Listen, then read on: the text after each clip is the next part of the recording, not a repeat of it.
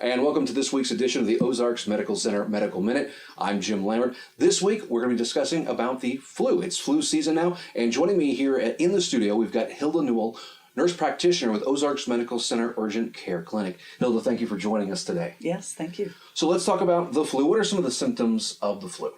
So the most common symptoms are going to be a fever of about 100 to 104, headache, no energy, cough, runny nose. Now, not everyone wants to run to the doctor when they're feeling sick. What's some ways that they can self-treat at home?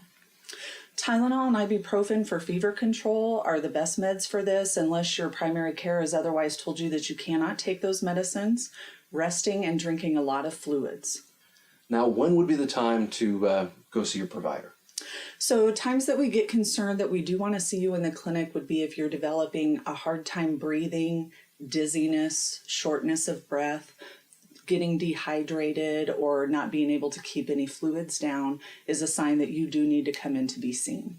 Now, Hilda, what are some ways that, let's say you do get sick, what's some ways that you can kind of control that aspect of things, not spread it?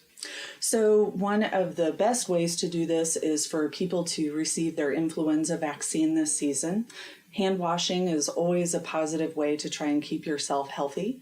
And also, if you do start to have any of the symptoms that we've talked about, would be to stay at home instead of going out in public areas, because that's how we start to spread this illness.